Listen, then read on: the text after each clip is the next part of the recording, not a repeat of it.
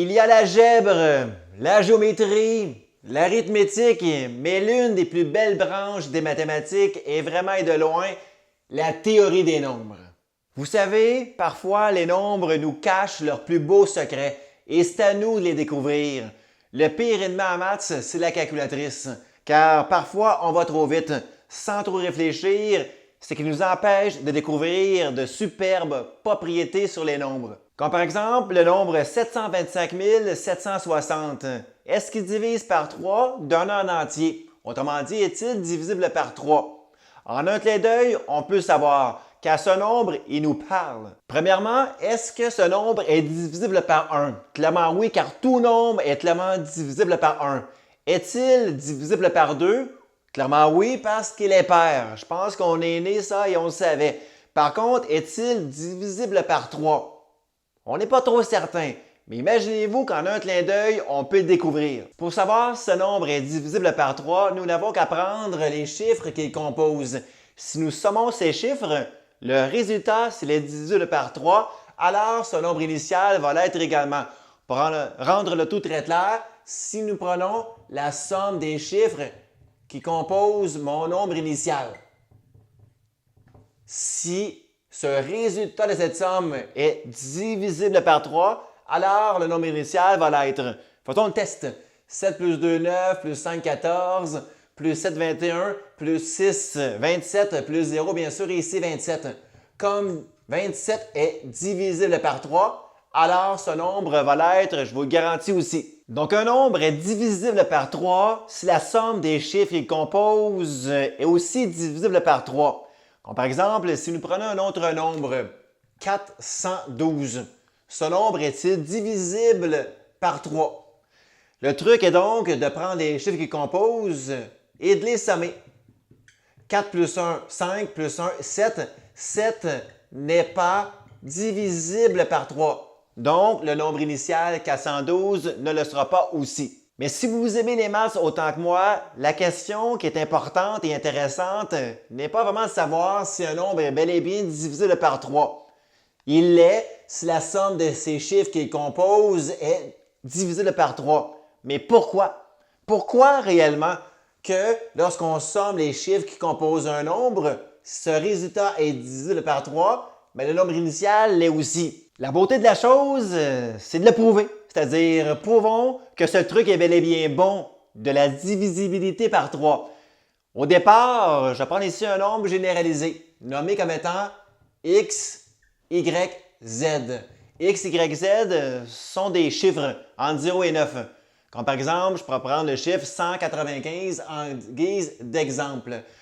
Tout nombre exprimé x, y, z pourrait être exprimé de la manière suivante, c'est-à-dire 100x plus 10y plus z, car x représente le nombre de centaines, y représente le nombre de dizaines et z le nombre d'unités. Comme par exemple ici, 195 pourrait être exprimé de la manière suivante, 100 fois 1 plus 10 fois 9 plus 5 en bout de ligne unité.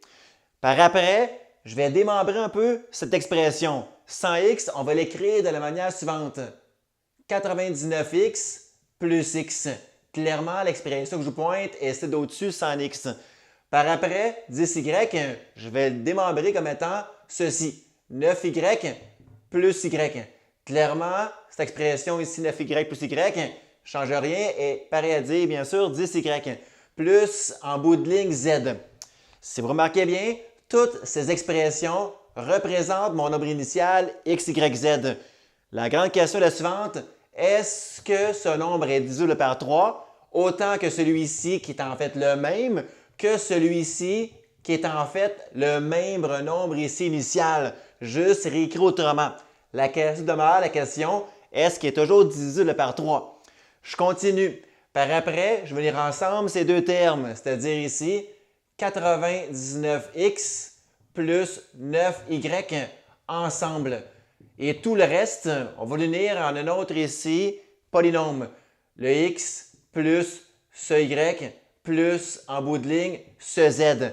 Est-ce que ce nombre qui est pareil, juste écrit autrement, que mon expression initiale qui représentait mon nombre initial, est-ce qu'il est divisible par 3? Donc, pour savoir si ce nombre ou cette expression est bel et bien divisible par 3, il faut que ces deux termes soient individuellement aussi divisibles par 3. Comme par exemple, si je prenais un groupe de personnes, ce groupe de personnes, on dit que ça divise en 3 groupes entiers. Par après, je prends un autre groupe de personnes qui leur est distinct. Et ce groupe de personnes est aussi divisible en des groupes de 3 entiers. Mais je vous garantis que si on prend ces deux groupes de personnes qu'on unit ensemble, mais ensemble, le nombre de personnes sera aussi divisible par 3. Si on les unit ensemble, ces deux groupes. Comme par exemple, si un groupe de personnes était, j'invente 12, on unit ensemble un autre groupe de personnes qui aussi se divise en des 3 groupes entiers. Admettons 9.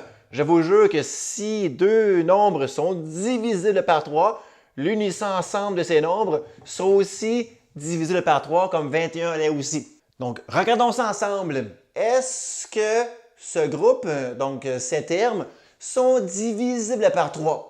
Mais parfaitement, car 99x plus 9y, ça divise bel et bien en 3. Ça nous donnerait ici l'expression 33x plus 3y. Donc, ce polynôme se divise bien par 3. Si on regarde bien l'autre ici, polynôme O, si vous remarquez bien, ceci est mon truc, c'est-à-dire la somme des nombres, des chiffres plutôt, qui composent mon nombre initial.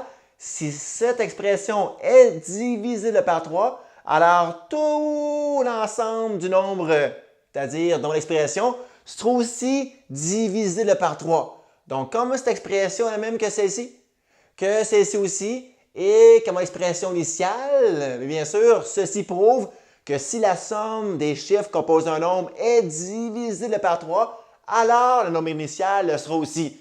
Voici le pourquoi du fondement, du pourquoi que le truc était bel et bien ici vrai. Reprenons notre nombre de tantôt, c'est-à-dire celui-ci, 725 760. Est-il divisible par 4? On n'est pas trop certain, mais imaginez-vous donc, il y a un truc pour le découvrir facilement. J'ouvre une petite parenthèse. Le nom que nous donnons à ce symbole de la division est Obel. Peut-être qu'il y a un petit lien à faire avec Obélix, parce que ici, Astérix, le symbole en informatique est celui-ci. Donc, Astérix, en mathématiques, souvent on l'utilise pour produit, souvent sur les claviers d'ordinateur. Comme par exemple, 4 multiplié par 8. Obélix, division, Astérix, produit. Mais revenons à l'essentiel. Est-ce que ce nombre est bel et bien divisible par 4? Pour le savoir, nous n'avons qu'à prendre ici les deux derniers chiffres qui composent le nombre initial, 60. 60, s'il est divisible par 4, alors le nombre entier complet le sera aussi. On va aller le vérifier. 60 est-il divisible par 4? Bon, plusieurs ont de la difficulté à diviser un grand nombre, comme par exemple ici 60 par 4. Rappelez-vous que diviser par 4 signifie diviser par 2 à 2 reprises. Comme par exemple ici, nous allons prendre 60, le diviser par 2 une première fois. Ça nous donne aisément ici le nombre 30. 30 divisé par 2, ça marche. Ça donne ici 15. Donc 60 divisé par 4, c'est comme par dire ici 15. Donc, si les deux derniers chiffres est divisible par 4, alors mon nombre initial l'est aussi. Un autre petit exemple pour vous en convaincre, admettons que je prends comme tantôt le nombre 412. Est-il divisible par 4? On va servir du truc pour le savoir rapidement en un clin d'œil. Je prends les deux derniers chiffres qui composent mon nombre initial. Comme par exemple ici 12. Est-ce que 12 se divise bel et bien par 4? Clairement oui, ça donne ici, clairement ici 3. Donc 412 se divise par 4 par le truc suivant. Mais la question est pourquoi? Maudit pourquoi que si nous prenons juste les deux derniers chiffres, ça divise par 4 donne un entier, mais le nombre initial est aussi divisible par 4. Tout comme tantôt, on fera la preuve qui est très belle, je vous garantis. Pour vous le prouver que le truc est bel et bien bon en tout temps, prenons ici l'expression suivante d'un nombre composé de 3 chiffres, x, y, z. Est-ce que ce nombre est divisible par 4? Pour le démontrer, je vais exprimer l'expression suivante autrement, un peu comme tantôt ici. x, y, z, c'est pareil à dire 100x plus yz. Comme par exemple, je prenais ici le nombre 195. Alors, 195 peut être exprimé comme étant 100 fois 1, tout comme tantôt ici, plus 95. Clairement comme tantôt, cette expression-là ici paraît dire 195. Continuons. Donc, est-ce que l'expression ici totale, tout comme tantôt au-dessus, est aussi divisible par 4? Mais en réalité, elle l'est si mes deux ici termes sont divisibles par 4 individuellement. Comme par exemple, est-ce que 100x est divisible par 4? Mais absolument, parce que tout nombre dans les centaines est toujours divisible par 4. Comme par exemple, si x valait 1, mais 100, ça divise en 4 groupes entiers. Si x valait 2, 200, ça divise par 4. 300, ça divise par 4. 400, ça divise clairement par 4. Jusqu'à même 900, je vous garantis, se divise par 4. Donc, tout nombre exprimé comme étant 100x, x étant un chiffre compris entre 0 et 9, ça se divise toujours par 4. Par exemple, pour l'expression totale soit complètement divisible par 4, il faut que ce terme soit aussi divisible par 4. Mais si vous remarquez bien, YZ, c'est mon truc de tantôt. Je n'ai qu'à prendre pour ce faire les deux derniers chiffres qui composent mon nombre initial. Et si l'expression suivante, ce nombre se divise par 4, alors mon total de mon nombre, donc de mon expression, qui est la même que l'expression ici de mon nombre initial XYZ, sera aussi divisible par 4.